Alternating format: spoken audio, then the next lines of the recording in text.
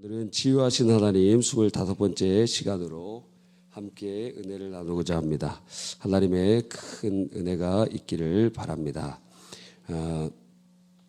오늘을 우리가 이제 살펴보려고 하는 것 중에 우리가 치유를 받아야 하는 이유는 이 구원의 목적과 동일합니다. 그래서 이 치유가 주님의 구원의 어떠한 목적임을 알 수가 있어요. 왜냐하면 구원이라는 것은 무엇이죠?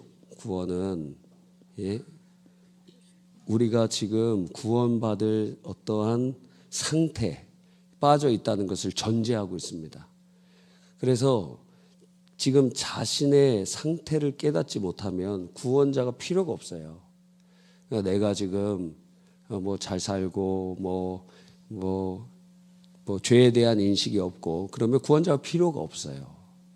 그러니까 여러분이 예수님을 믿게 됐다는 것은 바로 예수님이 우리의 구원자이심을 믿게 됐다는 것은 필연적으로 내 자신이 지금 구원받을 상태에 있는 그러한 죄인이고 그리고 죄에 대한 비참에 빠져 있는 구원이 필요한 존재임을 자각했다는 거예요. 성령으로 말미암아 영혼이 거듭났기 때문에 그러한 일이 일어납니다. 그러나 전혀 이러한 자각이 없는 자, 구원자가 필요가 없지. 그래서 나는 지옥 가겠다 이런 얘기를 서슴없이 할 수 있는 거예요. 그러니까 여러분이 이제 초등학교에서 전도해보고 그러면 이런 반동분자들이 상당히 있는 것을 여러분이 알 수 있게 됩니다. 전 지옥 가도 돼요. 이런 식의 하는 자는 아직 구원받지 못한 자요. 자신의 상태를 전혀 인식하지 못하는 불생한 자요.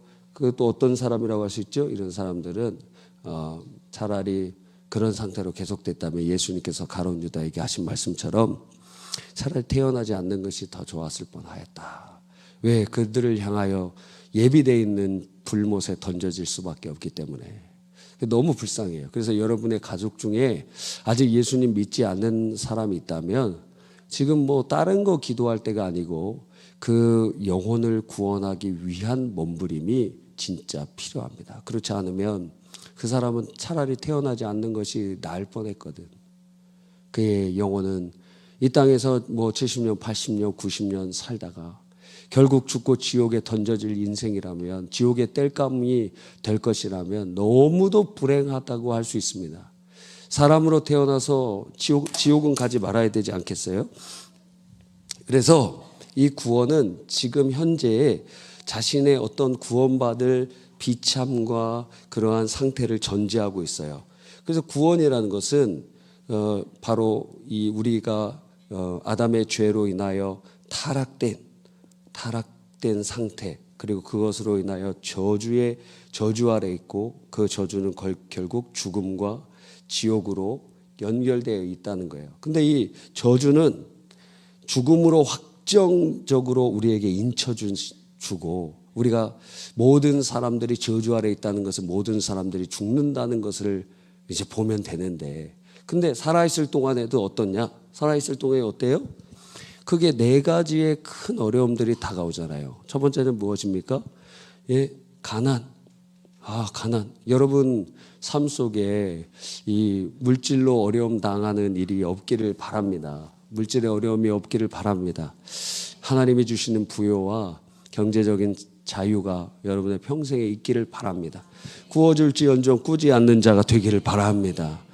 그런데 놀랍게도 노후가 준비되어 있지 않은 사람들이 제가 봤을 때는 한 90% 넘는 것 같아요.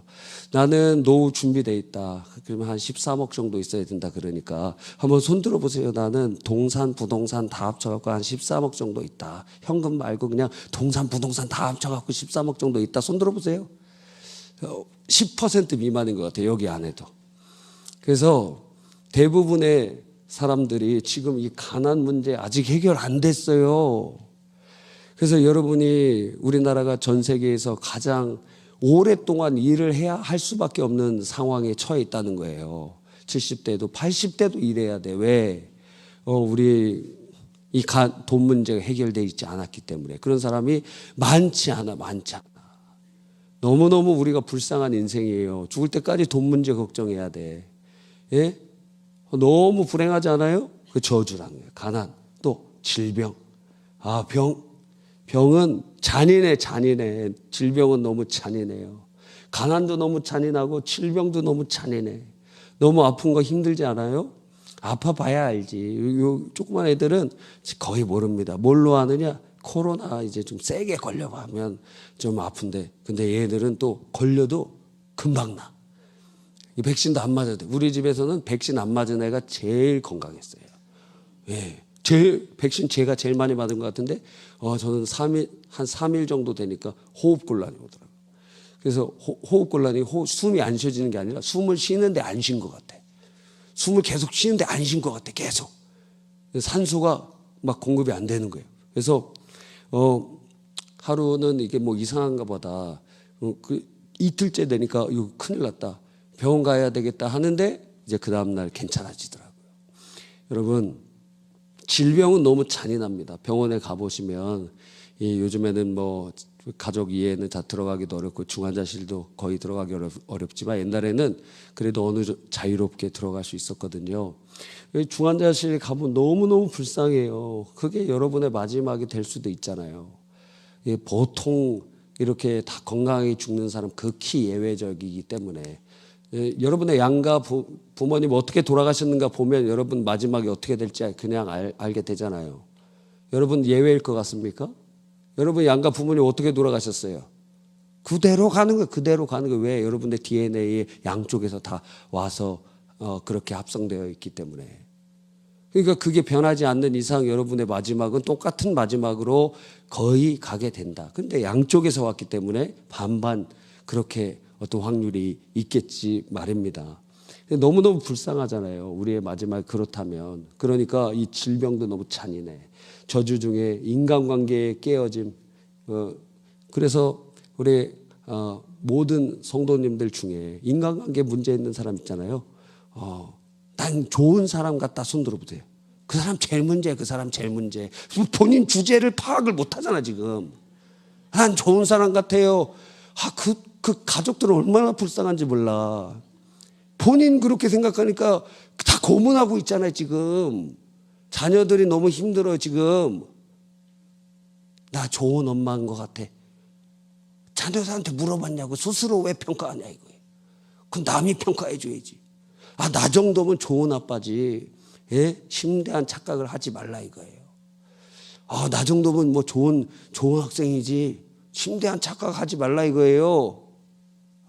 착각하지 말라 이거. 착각하지 말라. 얼마나 우리가 인간관계의 문제가 얼마나 많은지 모릅니다. 예, 여러분은 어떠셨어요? 좋은 사람으로 그냥 살아왔습니까? 이제 뭐 저 같은 경우에는 이제 학교 다닐 때 애들이랑 많이 싸워서 초등학교, 중학교 때까지 많이 싸웠어요. 고등학교 때는 한두 번 싸웠나. 그리고 뭐 대학교 가서는 선배랑 한번 멱살잡이 할 뻔했어요. 예. 그랬는데 알았어. 선배가 막 선배라고 뭐라 그러는데 한 번 칠 뻔했어요. 거의. 예. 선배가 말하는데 말 안 들어? 이 선배면 다야? 그렇게 해서 충돌이 일어날 뻔했는데, 예. 그래서 제가 군대에 현역으로 갔다면은 상당히 관심병사가 될 확률이 높았고 영창에 갈 확률도 상당히 높지 않았을까 스스로 생각을 해봅니다. 그래서 주님께서 공익근무요원을 하게 하신 것 같아요. 예, 상당히. 근데 공익근무요원 가니까 거기에는 더한 애들이 오더라고. 거기 막 다 뭐 문신 있고 막 그런 애들이 더 오더라고. 거기 저희 근무한 데에서는 걔네들은 현역으로 다 가야 되는데 진짜 한 명은 유도 선수인데 부모님이 이 의가사 제대를 하셔갖고 6개월만 하고 나가는 애예요. 아주 건강한 친구. 또 어떤 친구는 체육관 사범이야. 체육관 사범이고 또 어떤 친구는 운동선수고 막 이런 애들인데 이제 그 부상당해갖고 뭐 그런 게 있었겠죠. 아니면은 폭력사건에 연루돼갖고 어떤 것 때문에 현역으로 갈 수 없는 상황이 있는 애들이 다 모였더라고. 와, 되게 재밌었습니다. 예, 아주 막, 예, 제가 만나지 못할 애들도 많이 만나고 그랬어요. 인간관계 문제가 평생의 근심이 되는 경우가 상당히 많습니다. 그래서 우리 학생들 중에 우리 교회에는 그런 일이 없기를 바라지만 학생들 중에서 왕따 당하는 애들 그리고 왕따로 죽는 애들도 상당히 많이 있고 이 부딪히고 갈등하고 하는 경우들도 많이 있습니다. 그래서 인간관계 문제가 필연적으로 외부로부터 올 수도 있지만 자기 자신이 문제인 경우도 있어요. 그래서 저는 최근에 이제 깨달은 것 중에 이제 여러 가지가 있는데 나중에 말씀드리겠습니다. 또 무지로 인한 고통 등등 엄청 많습니다. 그러니까 우리의 이 구원은 필연적으로 회복을 의미해요. 무슨 회복이죠? 우리의 낙원을 잃어버린 실낙원, 에덴 동산의 실낙원, 낙원을 잃어버렸다 그래서 실낙원이라고 하는데 그 실낙원을 회복하는 거예요. 복낙원이라고 하죠. 복낙원. 그런데 이 복낙원은 차이가 무엇이죠? 낙원이 에덴 동산에 있을 때는 아담과 하와가 벌거벗고 있었어요. 그리고 아직 완전한 세계였지만 더욱 하나님의 영광이 빛나도록 하도록 주님께서 에덴을 지키고 경작하도록 아담과 하와에게 그 사역을 맡기셨어요. 그런데 이제 예수님의 재림으로 회복되는 복낙원은 발거벗는 게 아니라 무엇을 입고 있죠? 예수의 의의 세마포 옷을 입고 있다는 거예요. 주의 의의 옷으로 입고 있고 그것은 이제 완전히 디벨롭티드 이제 완전히 완성되어 있는 발전되어 있는 그러한 복낙원이에요. 복낙원은 단순히 이전으로 회귀하는 것이 아니라 하나님이 원래 원하셨던 상태로의 회복이다 하는 것이에요. 무슨 얘기인지 아시겠죠? 에덴 동산으로 회귀하는 것이 아니라 에덴 동산을 통해서 하나님이 완성하고자 하셨던 그 상태로 회복하는 거예요. 그러니까 그래서 구원의 이 목적 중에는 우리의 영혼이 구원받는 것뿐만 아니라 우리의 삶 속에 가난, 질병, 인간관계 무지로 인한 이러한 저주들에서도 회복하는 그러한 목적을 가지고 있다는 거예요. 그래서 구원의 목적은 네 가지, 아리스토텔레스의 그 원인 네 가지로 분류해 보잖아요. 그래서 칼빈 선생님이 거의 이 철학자들의 그런 사상들을 인용하지 않지만 이 구원과 관련돼서는 인용한 그 부분들이 있습니다. 그래서 그것을 살펴보면 우리의 삶 속에 큰 도움이 됩니다. 자, 첫 번째가 무엇이죠? 예, 목적 원인, 목적인이라 그래요. 목적인. 구원의 목적이 무엇입니까? 구원 안에 치유가 있다고 한다면 치유의 목적이 무엇입니까? 똑같아요. 구원과 치유의 목적이. 뭐예요? 목적 원인이 뭐예요? 목적인. 그게 하나님의 영광이에요. 하나님의 영광. 그러면 그 구원과 치유를 이루시는 동력적 원인, 동력인은 뭐냐 이게 동력인은 하나님의 사랑. 그러면 이 재료인은 무엇이냐? 진료인 혹은 재료인은 무엇이냐? 그리스도의 대속, 그리스도의 십자가와 부활이. 예수님이 그것을 대신 치러주셨다는 거예요.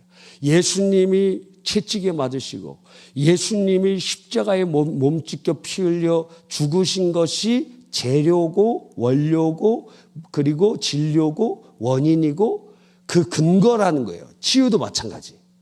주님이 채찍에 맞으시고 주님이 어떻게 해요? 십자가에 죽으심으로 병든 나도 예수님과 함께 죽었다. 이제 나는 치유받아야 될 이유가 뭐예요? 주님께서 나의 질병을 다 짊어지고 가셨을 뿐만 아니라 그 1번.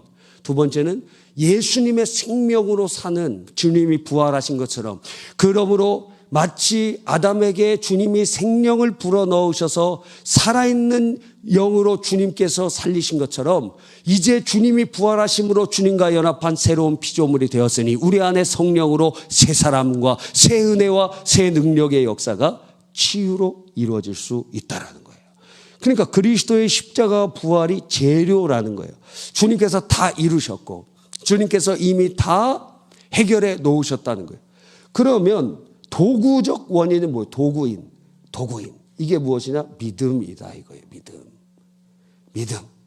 그래서 이 감리교나 뭐 혹은 나사렛교나 혹은 알미니우스 주의를 따르는 혹은 웨슬리안들이 이 믿음을 잘못 생각하면 믿음을 재료인으로 설명하는 거예요. 당신 예수 믿어야 구원받는다. 이 말은 1, 2, 3, 4 중에 4번이라는 의미예요. 근데 이걸 3번으로 얘기를 해. 여러분도 전도할 때 그 사람들이 구원받는 것이 누구의 공로로 구원받습니까? 너 믿음으로 구원받는 거야. 그 잘못 얘기하면 재료라고 얘기하는 거예요. 예수님의 십자가와 부활이 재료인인데, 진료인인데 여기다가 믿음을 올리는 거예요. 믿음을. 순서가 바뀌면 이건 아주 심대한 잘못이 되고 행위 구원론이 되는 거예요. 잘 기억하십시오. 다음에도 반복하겠지만 말입니다. 그러니까 이 치유와 관련돼서도 동일하다 이거예요. 치유와 관련돼서도 치유가 목적이 무엇이냐? 여러분이 왜 치유받아야 되느냐? 하나님이 영광 받으신다. 왜? 하나님은 언제 영광 받으세요? 하나님의 영광. 자, 뭐 내일 직장 안 나가시죠? 천천히 뭐 해도 괜찮잖아요. 그죠? 예. 우리가 살펴볼 때 저번에도 반복해 본 것처럼 영광이라는 것은 독사라고 그리스어로 하는데 영광. 이 영광은 세 가지가 있어요. 세 가지. 이 두 가지는 우리가 할 수 없는 거예요. 나 하나님께 영광 올려드린다. 1번, 2번은 불가능해요. 우리가 할 수 없는 거예요. 첫 번째는 무엇이냐면 절대적인 하나님의 영광이에요. 절대적. 이거는 하나님과 우리 피조물 사이에 전혀 다른 질적 차이. 그러니까 하나님의 영광, 절대적인 영광은 더할 수도 없고 덜할 수도 없어요. 우리가 막 뭐 어떤 불신자들이 하나님을 욕한다고 해서 하나님의 영광이 막 줄어드는 일도 없어. 그건 절대적이야. 이거는 보이는 세계, 보이지 않는 세계를 통할하여 절대적인 영광이, 하나님의 절대적인 영광은 침범도 될 수도 없고 침식도 될 수도 없어요. 또 두 번째는 무엇이냐면 계시된 하나님의 영광이에요. 하나님의 속성은 어떤 특징을 가지고 있냐면 자신의 영광을 나타내는 그러한 속성이 있어요. 우리들도 뭔가를 하면은, 자, 맛있는 음식을 이렇게 했으면은 먹으면은 사람들이 뭐 하죠? 먹기 전에 막 사진 찍어서 인스타에 올리잖아요.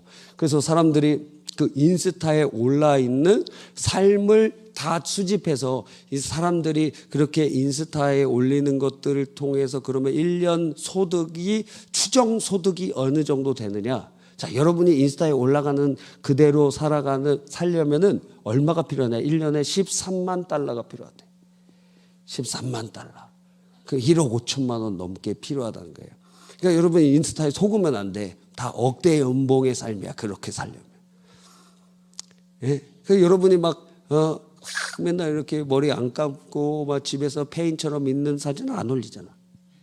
인생 네컷 이런 거 막 올리고, 잘 나온 거 막 올리고, 어플 해갖고 막 얼굴 돌려갖고 막 이런 거 막 올리고 그러잖아요. 안 그래요? 저도 막 저희 아내가 저의 사진을 상당히 많이 조작하더라고. 예. 얼굴도 막 줄이고 막 눈도 키우고 막 그렇게 막 상당히 조작하더라고. 상당히. 예? 저는 외모에 컴플렉스가 없습니다. 예. 뭐 옛날에 있었는데 지금 없어요. 예. 요즘에는 머리가 조금 빠져갖고 뭐 다행이지 뭐. 예. 좀 죽기 전에는 뭐 개발될 약이 있었으면 좋겠습니다. 예. 이렇게 양 옆이 이렇게 넓어지게 되는데 뭐 그러려니 해야지. 뭐 어떻게 하겠어요. 20대부터 조금씩 빠지더라고. 조금씩 빠졌어요. 별로 티는 안 나지만 그래서 조금씩 넓어지기 시작합니다. 그래서 저희 집에서 어떤 애가 막 아빠는 왜 이렇게 이마가 넓냐고. 그래서 제가 선대 목사님한테 들은 얘기를 했어요. 남자는 이마가 넓어야 된다. 이마가 좁아 터져갖고 어떻게 할 거냐. 그러더니 선대 목사님 뭐라고 얘기하셨냐면 조영기 목사님 한번 봐라. 이마가 확 깎아져서 얼마나 좋냐 이거예요. 야, 근데 조용히 목사님도 돌아가시기 전에 가발 쓰고 설교회 하시더라고. 그게 컴플렉스셨나 봐. 하여튼 하나님의 절대적인 영광, 그것을 하나님의 속성 중에 하나가 그것을 드러내는 거예요. 그래서 하나님의 속성 중에 자신의 영광을 드러내는 것, 그걸 가리켜서 무엇이라고 하냐면 계시라고 하는 거예요. 하나님의 영광을 그래서 계시의 첫 번째는 창조 행위예요. 창조. 하나님께서 이 세상을 왜 창조하셨느냐? 자신의 영광을 드러내기 위함이에요. 화가가 왜 그림을 그립니까? 머릿속으로만 상상하지? 한양대 응용미술. 예, 우리 한양대 응용미술. 자, 왜 그립니까? 왜 그래? 제가 뭐 팁을 하나 주려고 그랬어요. 뭐냐면은 요즘 AI가 많이 발전됐기 때문에 그 시험 볼 때 그거 있잖아요. 주전자, 핸드폰, 그리고 또 뭐 있죠? 책 세 가지를 해서 뭐 그림 그리라고 막 하는 거 있잖아요. 그런 거 있잖아요. 그거를 그 AI로 그림 그려준 AI로 많이 시뮬레이션을 돌려보세요. 그리고 그거에서 나의 상상력을 좀 더 추가해서 시험 보면은 상당히 많은 도움이 될 거예요. 그 얘기해 주고 싶었는데 오늘 와서 하여튼 자, 지금 제가 무슨 말하는지 전혀 모르시죠? 들을 귀 있는 자는 들을지어다. 그러니까 창조의 모든 것들, 지금 그림 그리는 화가들이 그럼 자기 머릿속에만 있으면 되지. 조각가들이 자기 마음속에만 있으면 되지. 그거 왜 만드느냐 이거예요 도대체. 왜 만들어요? 마음속에 있으면 되지. 그게 본성적 속성이에요 우리가. 그래서 그것을 통해서 우리가 영광을, 하나님께서도 창조 행위를 통하여 자신의 영광을 드러내기를 원하셨어요. 뿐만 아니라 하나님께서는 개별적인 특별한 어떤 상황과 공동체에게 자신을 나타내세요. 하나님께서 선지자들에게 자신을 나타내시기도 하고, 그리고 이스라엘 백성에게 구름 기둥으로 불 기둥으로 나타내시기도 하고, 그래서 하나님이 자기 자신을 특별한 목적을 위하여 자기를 계시해요. 계시라는 것은 드러낸다는 거거든. 하나님께서 자기 영광을 드러내셔서 보여주신다는 거예요. 이거는 1번, 2번 우리가 할 수 있는 거예요? 없는 거예요. 하나님의 주권적인 거예요. 세 번째는 무엇이냐면, 이렇게 계시되어 있는 하나님의 영광의 최고조가 창조인데, 이 창조가 인간의 타락으로 인하여 그 질서가 깨어져 버렸다고요. 그 질서, 하나님과 사람과의 관계, 사람과 사람과의 관계, 사람과 만물과의 관계, 만물과 만물과의 관계가 깨어져 버렸다고요. 그러면 이 깨어져 있는 상태가 회복이 될 때 원래 하나님께서 계시하신 그 영광이 어둠 속에서 빛으로 다시 드러나게 되겠죠. 그걸 뭐라 그러죠?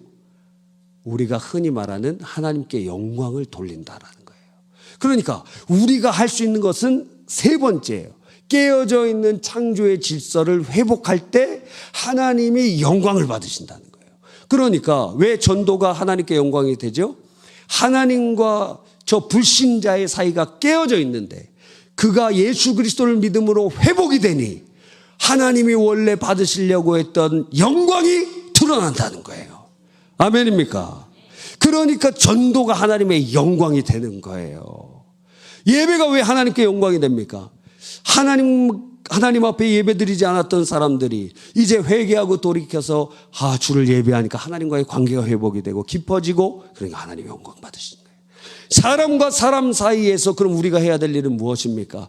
사람과 사람 사이에서 우리가 행해야 되는 일 중에는 우리에게 특별히 세 가지가 있는데, 첫째는 용서하는 거. 그래서 깨어져서, 그리고 주님께서 원수도 사랑하라는 이유가 뭡니까?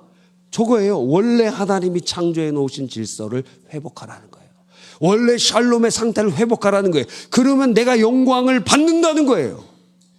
그러니까 우리가 하나님께 영광을 돌린다는 것은 없는 것을 있게 만드는 것이 아니라 깨어진 것을 정상적으로 돌려놓을 때 하나님께서 영광을 받으신다는 거예요. 그러니까 여러분이 원수를 용서하는 거, 깨어진 상태가 회복이 되니 하나님이 영광 받으시고, 그와 어떤 사람과 화해하니까 주님께서 영광을 받으시고, 또 내 것을 가지고 섬기고 나눔을 통해서 하나님이 영광을 받으시는 거예요. 할렐루야. 이러한 관점에서 지금 우리의 삶 속에 찾아와 있는 이 저주로서 오는 수많은 것들 있죠. 그 중에 하나가 무엇이에요? 질병이라는 거예요. 그러면 원래 질병은 하나님께서 창조해 놓은 세상에 있었어요? 없었어요? 없었어요. 만약 있었더라면 복락원인 새하늘과 새 땅에도 질병이 있어야지. 그런데 그곳에는 질병이 없어요. 질병이 없어요. 그러니까 여러분이 아프고 병들고 막 피 흘리고 괴롭고 누워있고 병상에 막 쓰러져 있는 그 상태에서 자, 회복이 될 때 그럼 하나님 어떻게 되실까? 영광을 받으신다는 거예요. 그래서 예수님께서 이 땅에 오셔서 천국 복음을 증거하시며 병을 고치시더라. 이렇게 되어 있는 거예요. 여러분, 그래서 바로 이것을 보여주신 거예요. 주님께서 이 깨어져 있는 상태에 이것을 회복시킴을 통하여 하나님의 영광을 드러나게 된다. 그러니까 여러분이 질병 상태에 있는 것은 하나님께 영광이 되지 않는다. 딱 예외가 있어요. 예외는 무엇이냐? 주님께서 가시로 허락하신 것이 있어요. 가시. 그래서 바울 사도 같은 경우 3번이나 주님 앞에 간구했습니다. 그래서 여러분이 질병의 치유를 위하여 기도를 멈출 때가 있는데 그때는 하나님께서 질병이 너에게 유익하다. 그래서 다시는 기도하지 말라고 주님께서 사인을 하실 때까지는 기도해야 돼요. 근데 그런 기도 사인 받은 적 있어요? 너 질병을 위하여 기도하지 말라 이런 사인 받은 적 있느냐고. 그런데 본인이 스스로 예언자야. 그래서 이거는 바울에게 허락하신 것처럼 가시로 내가 교만하지 말라고 하나님이 당신에게 개별적으로 말씀하신 일이 없는데 자기 스스로 그렇게 판단하는 것은 주님을 심대하게 오해하는 1달란트 받은 자와 같다 이거예요. 그래서 아주 예외적인 경우에 바울 사도가 그게 안질인지 간질인지 모르지만 질병이 있었어요. 그래서 덕이 안 되잖아요. 본인은 신유의 역사를 일으키는데 자기는 질병에 있으니까 얼마나 덕이 안 됩니까? 그러니까 주님 고쳐주십시오. 3번이나 간절히 기도했는데 내 은혜가 내게 족하니 네가 약할 때 강하여 치민이라. 할렐루야. 그래서 나의 약함을 자랑한다는 거예요. 응답을 받은 후에 자랑한다는 거예요. 여러분은 왜 응답을 받지도 않았는데 그것을 자랑이라고 생각하느냐 이거예요. 여러분은 주님을 근심시키게 하고 있을지 모른다는 거예요. 왜? 질병에서 치유받을 때 하나님의 영광이 드러나기 때문에. 이게 기본값이에요. 그래서 천국엔 질병이 없는 거예요. 그래서 주님께서 신유의 역사를 이 땅에 오셔서 주님의 사역의 3분의 1이 병 고치는 일이었어요. 왜 이렇게 많이 하셨느냐? 그럴 때 하나님이 영광 받으시니까. 그러니까 우리의 생각을 전환을 해야 된다는 거예요. 굉장히 중요한 거예요. 우리의 생각이 잘못되면은 우리의 인생의 방향성이 잘못되고 기도도 잘못되게 하고, 아니 주님한테 기도는 안 하는데 병원에는 그렇게 득달 나왔다 갔다 해. 아니 그 아픈 것이 주님 뜻이라면 병원에 가는 것은 주의 뜻을 거역하는 거지. 아니에요? 맞잖아. 근데 왜 병원 왜 가느냐? 기도도 안 할 거면 병원도 가지 말라 이거예요. 왜 기도를 안 하느냐 이거예요. 주님께서 병원 가지 말라는 게 아니에요. 일반 은총으로 하나님께서 역사하시고 그것도 하나님의 일하셔야 그 효과가 있는 것입니다. 여러분, 그러니까 치유를 받음을 통하여 하나님의 원래 창조의 질서가 회복되니 여러분의 삶 속에 이러한 역사가 일어나고, 그러한 통로로 쓰임받는 것은 하나님의 영광을 위하여 쓰임받는 일이라는 것입니다. 그러니까 여러분이 신유 은사 받아야 됩니까? 안 받아야 됩니까? 여러분의 질병이 고침 받아야 됩니까? 안 받아야 됩니까? 자, 왜요? 하나님의 영광이 드러나기 때문에. 하나님의 영광. 그때 이 치유의 그러면 재료는 뭐라 그랬어요? 예수님이 십자가에서 우리의 질병을 다 짊어지고 가시고 죽으시고 부활하심을 통하여 예수님이 이미 다 치르셨다. 그러면 우리가 할 수 있는 건 무엇입니까? 네 가지의 원인 중에 우리가 하는 거는 딱 한 가지. 믿음이다 이거예요. 믿음. 그래서 치유의 핵심은 어디에 있느냐? 믿음에 있다는 거예요. 이미 주님께서는 다 대가를 지불해 놓으셨어요. 우리에게 요청하는 거 한 가지. 믿음이라는 거예요. 믿음으로 인출하라. 너 계좌에다가 돈 다 보내줬어. 오늘 이번 주에 제가 아프다 그러니까 어떤 분이 저한테 계좌에 돈을 보내주셨더라고요. 이걸로 맛있는 거 사 먹으시라고. 예, 받자마자 11조 드리고, 그리고 지금 남겨뒀어요. 예, 내일 사 먹을지 모르겠어요. 예. 한 10만 원을 보내주셨더라고요. 감사합니다. 잘 쓰겠습니다. 네. 또 어떤 분은 예, 생강을 이렇게 달아주셔서 맛있게 먹었습니다. 예. 또 어떤 분들은 예, 걱정이 되시나 봐요. 목사님, 제가 오늘 낮에 우리 노회장님 교회 갔거든요. 거기 철거하는 지역, 그 우리 서명도 하고 그랬잖아요. 기도회가 있어서 갔는데 와, 그 난리가 아니더라고. 이쪽 한쪽 길 들어가는 곳, 그 교회 들어가는 그곳만 딱 남아 있고 이쪽으로 내가 다 잘못 갔는데 다 봉쇄돼 있어요. 완전히 다 철망으로 다 봉쇄돼 있고. 거기 들어가 보니까 교회도 다 막 지금 굉장히 어렵더라고요. 교회가 거기 총 100 몇십 평인데, 그리고 그 교회 부지가 다 100 몇 평이 아니라 교회가 가지고 있는 건물도 3개, 그 연립주택 같은 거 있잖아요. 그런 것도 3개가 있고 교회도 있고 이렇게 있는데, 근데 이 전체 해갖고 100 몇십 평인데 보상을 20억인가? 이렇게 해준다 그래요. 그리고 거기에 이제 토지를 그 재개발하는데 토지를 주는데 이쪽 토지는 23억이래. 그럼 얼마가 부족해? 3억이. 여기는 100 몇십억인데 70평만 주고. 그리고 70평을 다 지을 수도 있는 거 아니야. 거기서 한 3, 40평밖에 못 줘. 그러니까 교회는 거의 4분의 1로 줄어들고, 그리고 여기 뭐예요? 그럼 건물은 어떻게 줘? 빚을 줘야지. 몇십억 빚을 져서 줘야 되는 거예요. 그러니까 어떻게 할 수도 없어. 갈 수도 없고. 그러니까 그 목사님 보니까 아주 강단이 쓴 분이고 강하신 분인데, 그 목사님 만나는 분들마다 이렇게 보니까 힘이 완전히 다 빠지셨더라고요. 나 너무 걱정되더라고요.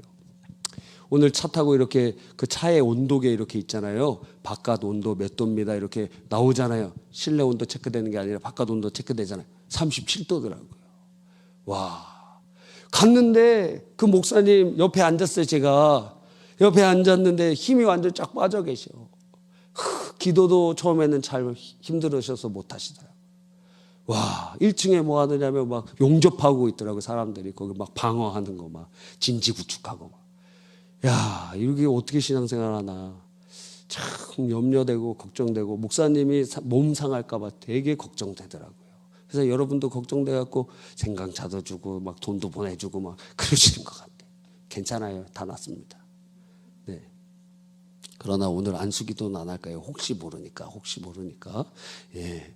다음 주에도 안 해. 다음 주에 제가 휴가라 없을 겁니다. 그러니까 딴 교회 가갖고 제가 저기 분당에 있는 어떤 교회 가서 철회를 드릴까 지금 계획 중에 있는데 아내한테도 말하진 않았어요. 네, 하여튼 딴 교회는 어떻게 예배 드리나 이렇게 살펴보고, 수요일 날도 저는 그 휴가 갖고 예배 드리거든요. 그러면 목회자냐고 물어봐요. 어떻게 목회자인 줄 아셨습니까? 평신도는 휴가 와서 수요예배 안 드린대. 평신도는 수요예배 안 드린대. 여러분 휴가 가서 거기서도 수요예배 드려야지. 철야도 드리고 그래야지.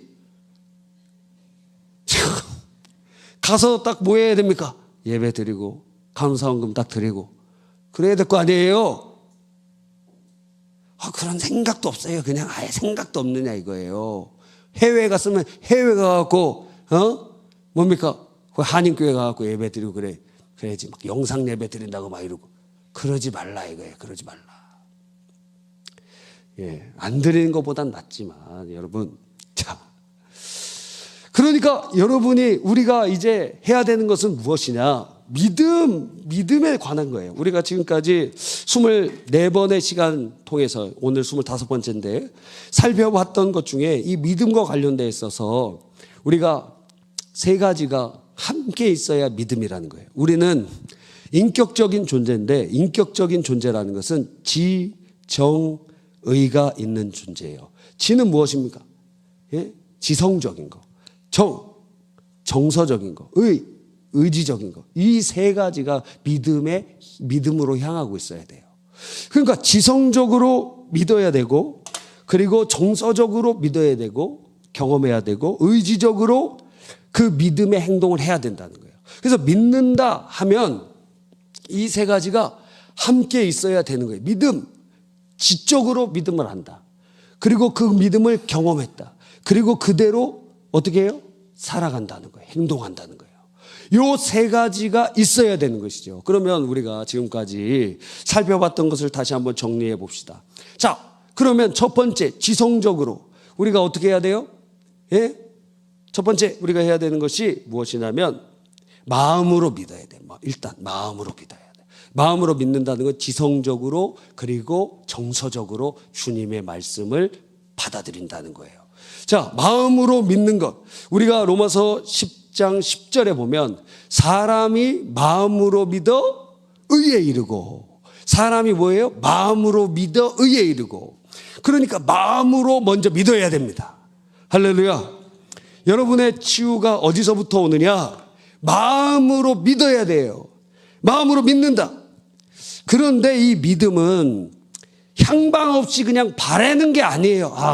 나 고쳐지기를 바랍니다. 치유되기를 원합니다. 그냥 비나이다 그렇게 믿는 게 아니에요. 근거가 있이 믿는 거예요. 그게 무엇입니까? 십자가라고요. 예수 그리스도의 대속의 죽음과 부활이라는 거예요. 그러니까 모든 사람들에게, 자, 세상에서도 우리가 알 수 있는 것 있잖아요. 두 가지 뭐가 있어요? 피그말리온 효과 아세요? 피그말리온. 자기가 믿는 대로 무언가 이루어지는 효과들이에요. 피그말리온 효과. 또 플라시보 효과 아세요? 이 위약 효과라는 것인데, 많은 약을 개발할 때, 자, 이 약은 진짜 개발한 약이에요. 이 약은 개발하지 않은 약인데 개발한 약이라고 속여요. 그래서 위약 집단을 하나 대족을 만들고 또 하나는 진짜 약을 주는 겁니다. 그러면 진짜 약을 먹는 사람은 100% 효과가 있을까요? 60, 70% 효과가 있어요. 나머지 30% 정도 효과가 없어. 그런데 이 사람은 가짜 약인데 그럼 효과가 없어야 되잖아. 그럼 20, 30%는 효과가 있어요. 위약인데 그냥 비타민 약 먹고 난다 이거예요. 그게 뭡니까? 이런 효과가 우리 안에 있다는 거예요. 이거 왜 그럴까? 이건 불신자들에게도 나타나요. 왜? 하나님의 형상이기 때문에, 인간에게 하나님께서 하나님의 형상이기 때문에 특별한 능력을 주신 것 같아. 그런데 이것은 그런데 어떻게 돼요? 하나님의 영광을 드러낼 수 없어요. 그리고 이것은 자기의 바람이 들어가. 그런데 우리가 믿는 믿음은 어디에 근거해요? 이러한 어떠한 나의 바람이나 소망에 근거하지 않고 이미 주님이 대가를 지불하신 그 근거에 의지한다는 거예요. 이게 완전히 다르다는 거예요. 힌두교에서도 이러한 것들을 되게 많이 주장해요. 그러나 효과가 있다면 그건 하나님의 형상으로 우리가 지음받았기 때문에 그래. 그래서 세상의 모든 자기 개발서나 이런 것들이 다 똑같아요. 다 100권을 읽어봐도 조금 차이가 있지 똑같아. 큰 목적을 삼아라, 열심히 노력해라. 그 목적을 작은 일부터 쪼개서, 큰 것을 쪼개서 작은 일부터 시행하라. 또 자신을 믿어라, 기타 등등의 여러 가지 일들이 있어요. 한 10가지 뽑으면 거의 다 비슷해. 근데 문제는 무엇이냐? 그게 하나님의 뜻과는 반대되는 성공이 될 수 있거든.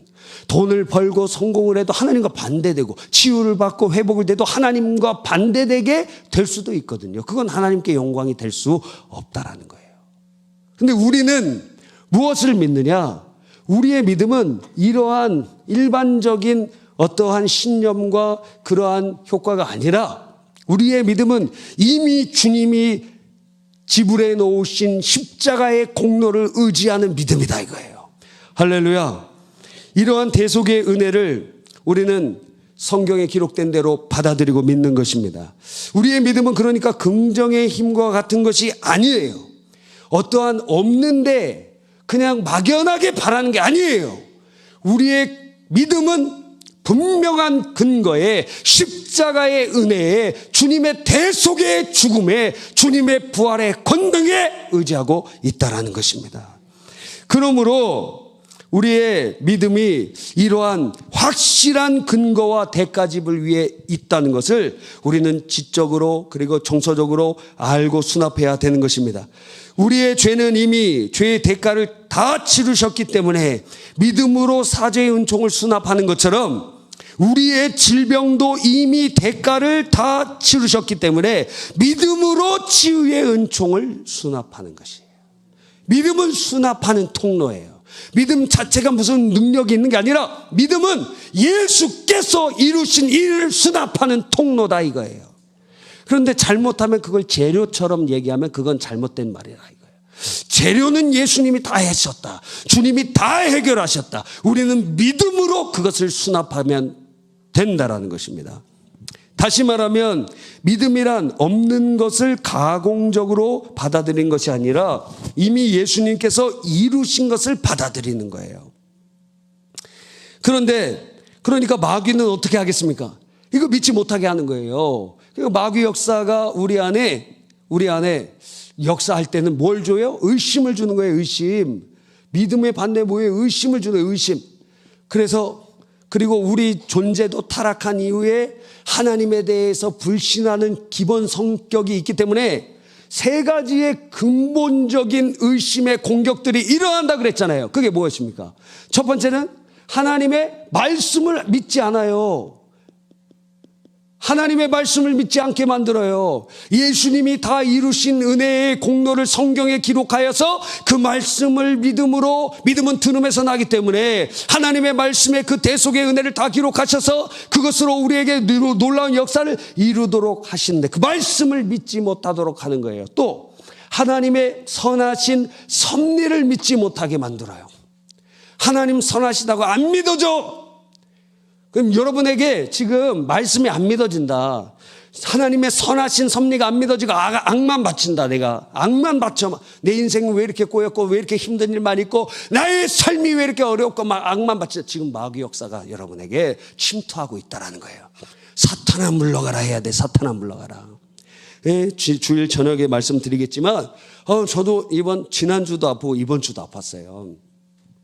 그런데 지난주 토요일부터 이번 주 수요일까지 굉장히 두 가지로 육체도 아프고 그 마음도 아프고 여러 가지로 복합적이니까 몸의 상태는 그렇게 심한 게 아닌데 이 두 가지가 갇혀서 갑자기 같이 오니까 너무 힘들더라고. 근데 살펴보니까 이렇게 고민하고 염려하고 근심하고 몸이 아플 이유가 없거든요. 근데 어저께 새벽인가 기도하면서 깨달았어요. 이거 마귀 역사구나. 이게 보통 이상의 근심과 염려가 막 확 사로잡는 거예요. 그러니까 몸도 아픈 상태고 마음도 힘든 상태이니까 완전히 그냥 추락하더라고. 완전히 힘들고 완전히 주저앉게 되더라고. 그러니까 정상이 아니잖아. 어제 새벽인가 그저께 새벽에 이거 마귀 역사다. 딱 발견이 되는 거예요. 그러니까 어떻게 기도해요? 이 더러운 귀신아. 예수님의 이름으로 명하노니 떠나가라. 내게서 나가. 이 더러운 귀신아, 염려하고 걱정하고 근심케 하는 이 약한 마귀 사단아, 떠나가. 예수님의 이름으로 명하노니 나가. 그러니까 여러분이 하나님의 말씀을 백날 들어도 안 믿어져. 왜? 새가 그 뿌려진 말씀을 가져간다 그랬잖아요. 그 길가에 심어진 그 뿌려진 씨앗처럼 말입니다. 섭리가 안 믿어져. 하나님의 선하신 섭리가 안 믿어져요? 하나님은 선하시고 하나님은 여러분을 향한 놀라운 계획을 가지고 계신 게 안 믿어져요? 그러면 지금 불신의 영이 역사하고 있다는 거예요. 세 번째는 무엇입니까? 하나님 자신이 안 믿어져. 하나님 안 계신 것 같아요. 하나님의 존재가 안 믿어져. 여기까지 떨어진다 그랬잖아요. 모태신앙들은 여기까지 떨어질 때가 와. 여기까지 떨어져 봐야 돼. 그래서 하나님 계시나 진짜 계시 안 계셔. 여기까지 떨어져서 그 집안에서 가정종교로 믿었던 게 자기 신앙이라고 착각하거든. 모태신앙들은. 내가 이거 가정종교 아니야? 내가 그냥 교회에서 태어나고 뭐 어렸을 때부터 교회 다녔으니까 나 진짜 신앙 있는다고 착각하는데, 그런데 어떤 고난과 어떠한 염려, 어떠한 힘든 일을 통해서 하나님의 존재에 대한, 진짜 하나님 계신가에 대한 이 여기까지 회의가 떨어졌다가 거기에 웃자라 있던 것을 다 잘라내고 보리밟기 하듯이 밟아내고 다시 거기서부터 믿음이 성장하는 거예요. 루터가 얘기한 것처럼 주님은 무너뜨리시고 다시 세우시는 역사가 이루어지게 되는 것입니다. 그러니까 우리 안에 이렇게 믿음으로 주님의 역사가 일어나기를 간절히 바라는 것입니다. 그래서 믿음은 어떻게 생겨요? 들음에서 나고. 그래서 믿음은 의심 사이에 우리가 존재하거든요. 믿음과 의심 사이에 계속 왔다 갔다 해요. 그럼 믿음의 역사가 일어날 때 기적이 일어나는데, 수납이 일어나는데, 이게 믿음이라는 게 뭐예요? 여러분, 주 예수께서 십자가에서 다 이루신 일 여러분의 계좌에다가 돈을 다 넣어줬는데 그것을 인출하는 코드예요. 믿음. 비트코인 코드 같은 거예요. 그래서 여러분, 비트코인이 있다고 얘기하지 말라 그랬죠. 여러분, 납치당해. 올라가면 올라갈수록 납치 확률이 훨씬 높아져요. 그게 예를 들어서 30억 되고 100억 된다고 합시다. 100% 납치돼. 말한 사람들. 여러분이 납치된 게 아니라 여러분 자녀가 납치돼.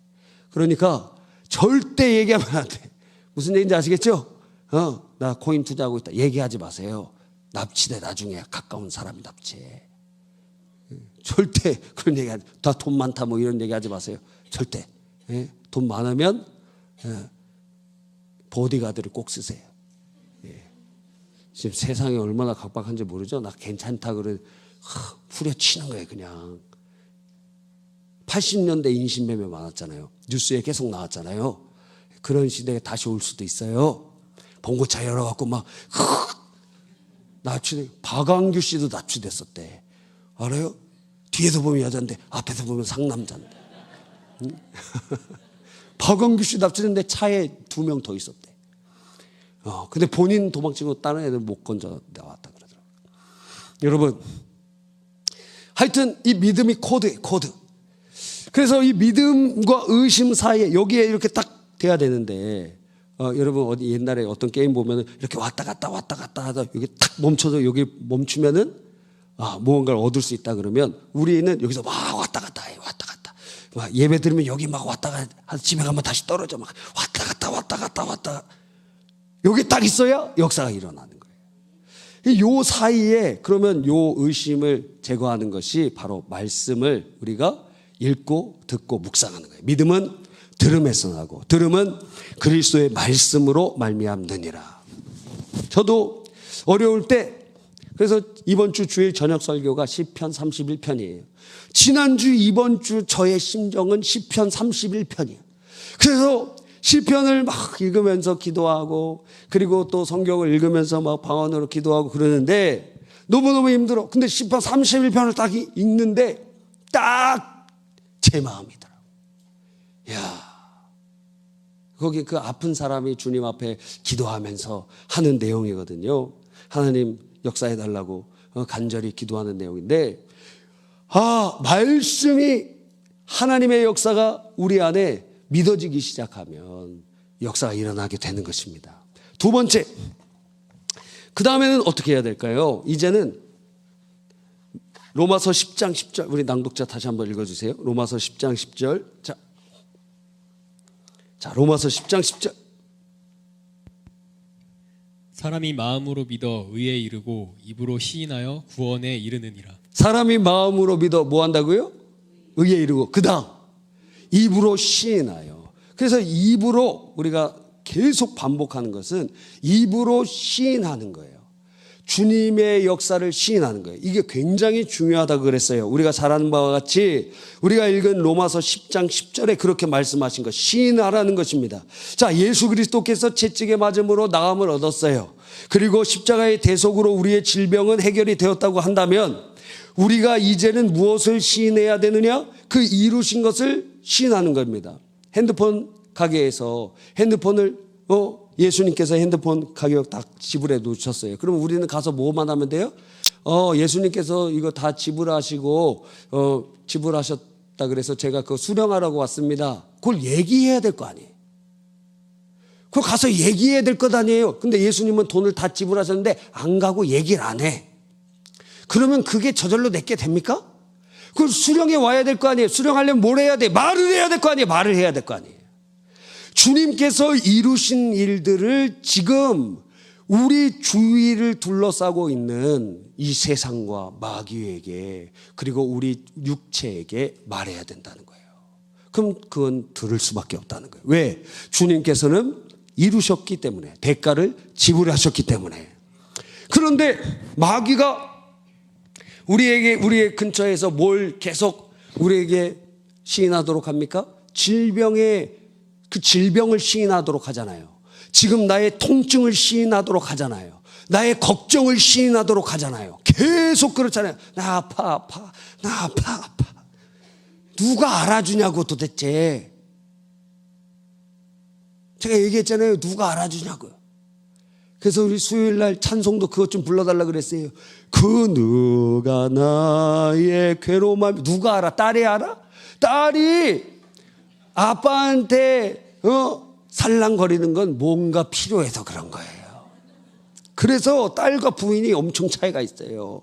부인은 제한 없이 그냥 사랑을 주는데 딸은 항상 속으면 안 돼.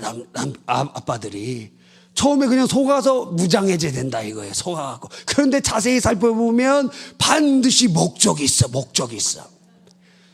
메가커피라도 최소한 있다 이거예요. 그러니까 순수하지가 않아.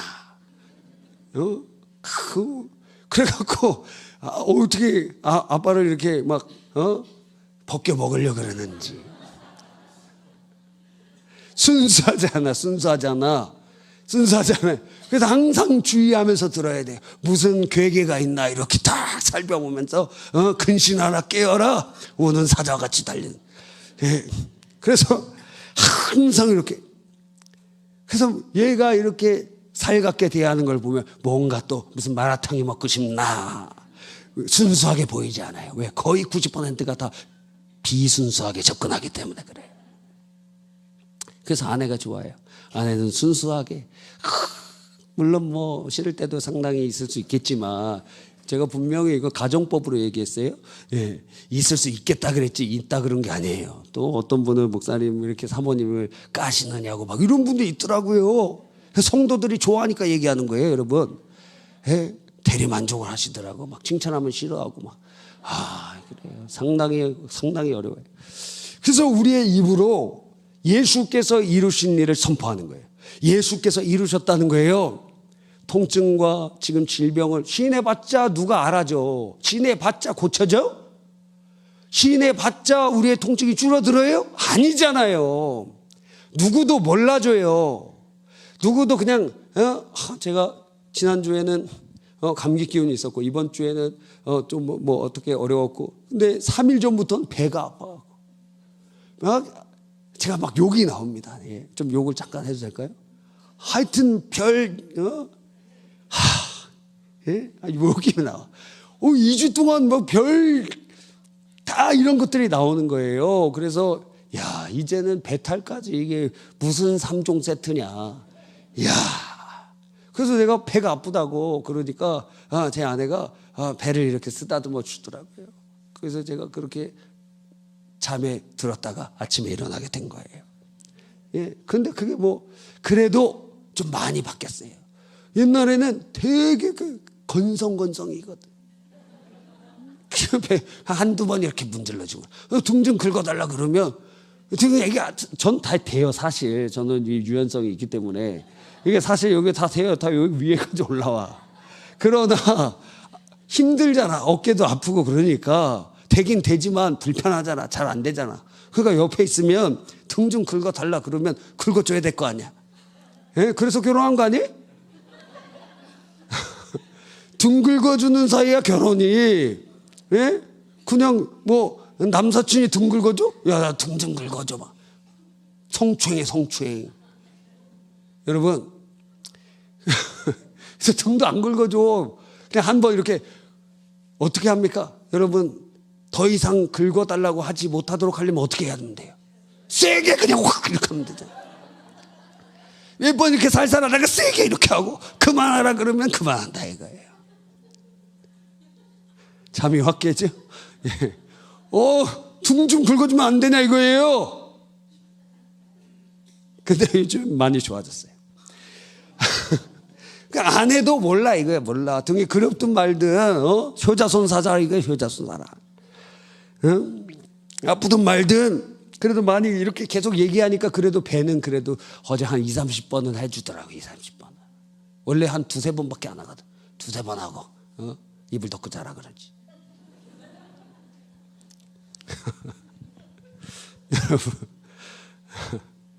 여러분 간증 같습니까? 여러분 하지도 않아요? 자, 그러니까 가까이 있는 사람도 몰라. 아프고 힘들어도. 근데 마귀가 우리에게 예수님께서 이루신 권세를 그 마귀도 들어야 되거든요. 근데 우리가 믿음으로 말하면 지금 통증이 있고 현장에 지금 아픔이 있는데 그 말하지 않고 속이는 거예요. 말하지 말라고.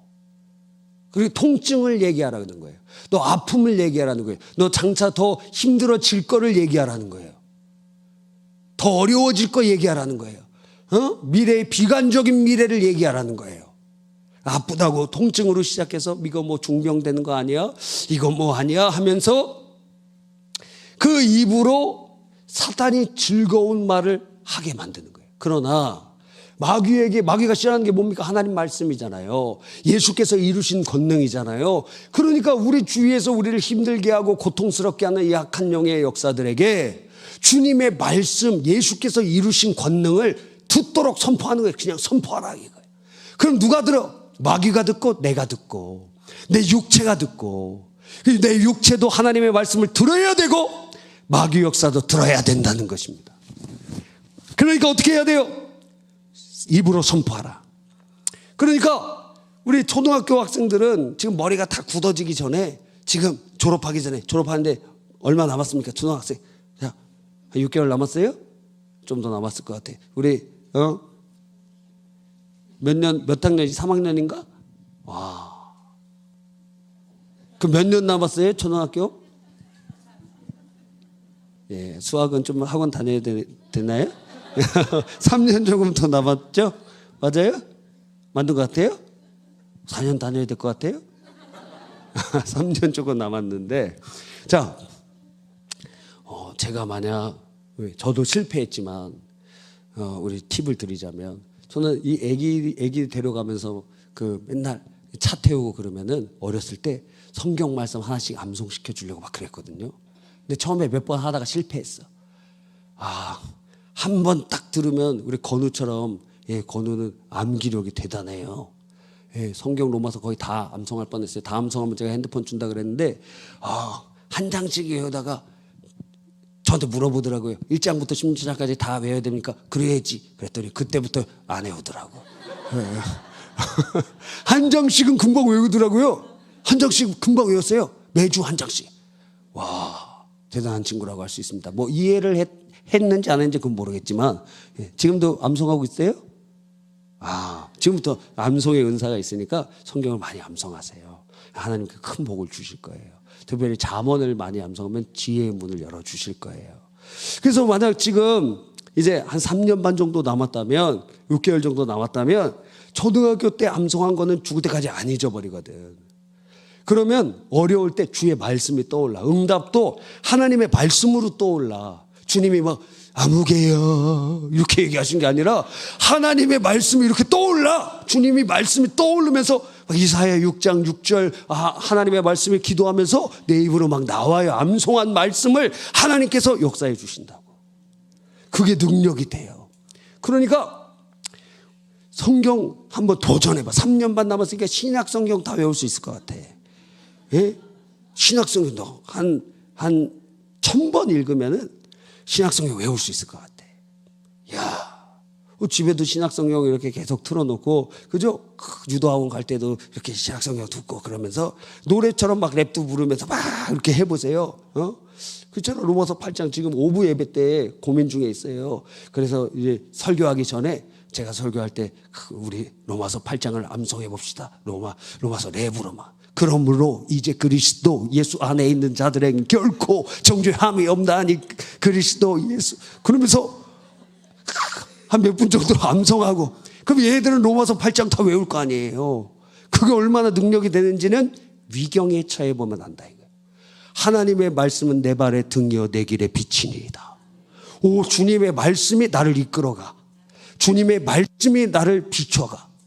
그러니까 3년 반 남은 학생, 그리고 6개월 이상 남은 우리 은찬이는 한 로마서 8장을 한번 암송하고, 여기는 한 1000번 정도 그냥 계속 들으면서 계속 들으면서 막 들으면서 집에도 그냥 유튜브 같은 거 보지 말고 그거 성경 막 틀어놓고, 그러면 진짜 신약성경 초등학교 6학년 졸업할 때 딱 암송하면 아마 하나님께서 세계적인 인물로 사용해 주실 거예요.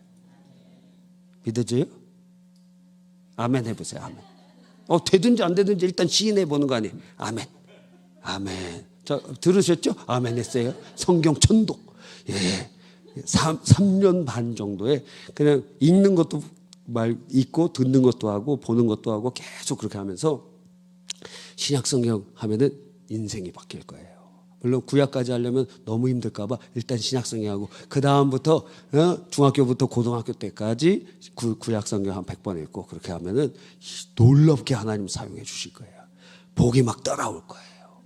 하나님 말씀이 막 생각나면서 하나님께서 이끌어 주실 거예요. 그러니까 입으로 시인해. 내 몸이 듣고 우리를 둘러싸이는 악한 영의 역사가 떠나갑니다. 세 번째가 무엇입니까?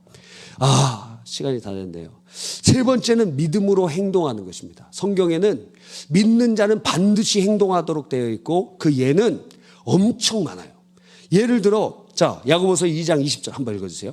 야고보서 2장 20절. 자, 여러분도 한번 찾아보시기 바랍니다. 자, 읽어주세요. 시작.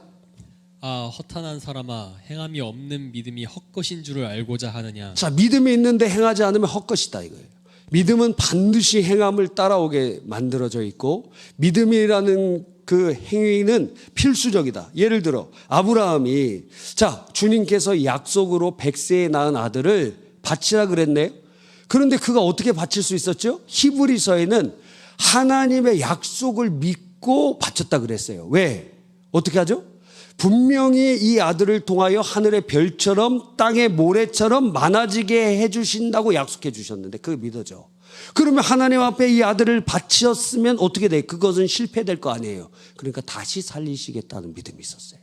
그래서 부활에, 그러니까 이삭의 사건은 그 아들을 우리에게 주시는 예수 그리스도의 마음, 그 아버지의 마음을 우리에게 보여주는 십자가의 예표일 뿐만 아니라 부활의 예표가 돼요. 그래서 이 놀라운 역사들을 우리에게 주시는 거예요. 아브라함이 믿으니까 그런 행동을 하게 되었어요. 뿐만 아니라 모세가, 자, 주님께서 바로에게 나아가서 주님의 말씀을 증거하라 그랬습니다. 바로에게 나가서 지금 노예 대표가 바로에게 막 이 백성을 풀어달라 이러면 어떻게 될 수도 있어요? 목이 그냥 잘려버릴 수도 있는 상황이, 나가는 건 죽는다는 일이에요. 모세가 지금 노예 대표로 나가서 계속 10번이나 얘기했다는 것은 죽음을, 목숨을 걸고 나갔다는 거예요. 그런데 모세는 뭘 믿었어요? 하나님을 믿었다는 거예요. 하나님이 이끌어 가실 것을 믿었다는 거예요. 그러니까 그가 바로 앞에 서게 되었어요. 세 번째로 어떤 예가 있습니까? 요단강에, 자, 요단강에 이제 출애굽 2세대가 요단강에 들어가려고 그러는데 요단강 물이 흐르는 거예요. 그랬더니 여호수아가 어떻게 해요? 그 법궤를 들고 제사장들이 요단강 먼저 중앙에 들어가라. 그러면 물이 위에서 쌓이고 그리고 그 밑으로는 다 묻이 드러나서 일로 건너갈 수 있게 될 것이다. 요단강은 큰 강이 아니기 때문에 그렇게 역사적으로도 몇 번씩 물이 끊어진 적도 있었거든요. 그런데 그때는 물이 이제 물이 제일 많을 때였어요. 그냥 하나님의 법궤를 메고 제사장들 들어가면 저 앞에서 공격하면 어떡해? 그냥 죽는 거 아니에요? 그러니까 법궤를 들고 들어갈 때 무엇이 필요해요? 믿음이 있어야 된다는 거예요. 믿음이 있어야 그 물속으로 들어갈 수 있는데 이들은 믿음으로 발걸음을 내디뎠더니 물이 멈추게 되고 그리고 그 밑으로 묻이 드러나 걸어갈 수 있도록 인도해 주셨다는 거예요. 성경은 이런 일들이 계속 일어나는 것을 봅니다. 성령 충만을 받은 제자들이 무엇을 믿음으로 나아갔죠? 하늘과 땅의 모든 권세를 내게 주었으니 너희는 가서 모든 민족으로 제자를 삼으라. 내가 너희와 영원히 함께 있을 것이다. 그거 믿고 세상 끝까지 갔다는 거예요. 그러니까 믿음은 무엇을 가지고 와요? 반드시 행함을 가지고 옵니다. 믿음은 행함을 가지고 와. 예를 들어 이번에 우리 학생들 주문진 갔다 오고 또 화요일 수요일 리트릿 갔다 왔잖아요. 그죠? 리트릿 갔다 왔어요. 계약한 사람, 리트릿 기간에 계약한 사람. 와, 예, 계약하고 또 뭐 여러 친구들이 있습니다. 요즘 방학이 엄청 짧아요. 이렇게 더운데 계약을 해. 지금 학교가 제정신이 아니에요. 지금 자기 행정 편의를 위하여 겨울을 길게 하고 지금 여름 짧게 하는 것 같아요. 애들 지금 더워 죽겠는데 지금, 예? 9월 초까지 방학을 줘야 될 거 아니에요. 너무 더운데 이렇게. 예? 아마 열받을 때가 상당히 많아요 지금. 하여튼 그런데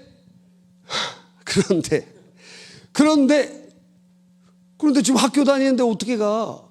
이거 어렵잖아요. 힘들잖아요. 결단을 해야 될 것 아니에요. 진짜 믿는다면 진짜 믿음은 그러니까 무엇이 따라온다? 행동이 따라온다. 그러니까 행함이 없는 믿음 거짓말이라는 거예요. 그래서 중고등부 부흥은 한 가지만 딱 하면 돼.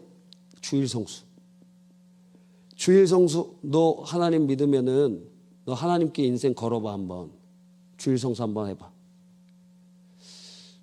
딴 거 하지 말고 주일성수 하나만 결정해봐. 그러면 그거 하나에 지금 이거 말고도 많이 있잖아요. 우리의 삶 속에 엄청 많이 있지만 그거 하나만 딱 해보라는 거예요. 일단 믿으면 행해보라는 거예요. 너 사람이 떡으로만 살 것 아니요 하나님의 말씀으로 살 건 너 믿어? 그러면 믿는 대로 행해봐 한번. 내가 일주일 동안 공부해야 되는데 내가 6일 동안 열심히 일하고 공부하고 하루는 완전히 온전히 주님께 바라보면서 쉴 거야. 결정해 보세요. 하나님이 책임져 주세요. 꼭 좋은 대학 간다는 보장은 해줄 수 없지만 그 인생에 하나님을 위하여 믿음으로 결단한 것은 반드시 하나님께서 기억해 주신다는 거예요. 이게 공로가 될 수는 없지. 만약에 하나님께서 왕이신데 너 일주일에 3일 동안은 교회에 나와야 돼. 이렇게 하면 안 나올 거예요? 너 일주일에 하루만 세상에서 돈 벌고 6일은 신앙생활 해야 돼. 교회 와야 돼. 이러면 안 할 거냐 이거예요. 너 이렇게 안 하면 내 백성이 아니야. 이러면 아니 하루만 이러고 6일 쉬어야지. 근데 주님께서는 놀랍게도 우리에게 은혜를 베풀어 주셔서 주 5일제도 주시고 막 열어주셨잖아요. 얼마나 좋아요. 조선시대는 없었다니까. 일주일에 하루씩 쉬는 게. 명절에나 쉬고 그랬어요. 그러니까 아마 조선시대 때 노비들이나 이런 사람들이 교회에 오는 것은 엄청 어려운데 거의 못 오는 일이에요. 그러니까 믿으면 행하는 거예요. 믿으면 행함이 있어요. 그러니까 주님 앞에서 결단하는 거예요. 요거 하나만 가르쳐도 놀라운 은혜가 있을 줄 믿는 것입니다. 무엇보다 예수님께서 구원과 회복의 확실한 믿음으로 십자가를 지셨잖아요. 아니 이게 긴가민가 내가 진짜 십자가 지면은 구원 역사 이루어질까? 긴가민가 하면 지실 수 있겠느냐 이거예요. 확실히 믿으시니 십자가 확실히 지셨다는 거예요. 우리의 삶의 믿음은 반드시 행위를 수반한다. 그러니까 여러분이 지금 질병 가운데 있는데 주님께서 나 지금 질병 가운데 있는데도 어떠한 것을 결단하도록 인도해 가신다는 거예요. 나 지금 굉장히 아픈데 주문진 선교 가라고 하시네. 나 지금 굉장히 아픈데 인도 선교 가라고 하시네. 굉장히 아픈데 교회에서 어떤 봉사를 하라고 하시네. 굉장히 지금 힘든데 하나님께서 헌신하라고 하시는 무언가 행동을 요청하시는 바가 있어. 왜? 믿음은 행함을 요청해요. 그런데 하나님께서 그러한 놀라운 일들을 우리에게 하심을 통하여 하나님의 일하심을 보이시기를 원하고 계시는 거예요. 여러분, 결론입니다. 주님이 이미 이루신 치유의 역사가 왜 우리에게 이루어지지 않는가? 뭘 점검해 볼까요? 믿음을 점검하라. 마음으로 믿고 있는가? 지성적으로 정서적으로 주의 말씀 믿고 있는가? 그리고 그 믿음을 입으로 시인하고 있는가? 믿음대로 행하고 있는가? 바로 이러한 역사를 점검해 보고 우리의 신앙을 돌아보기를 간절히 바랍니다.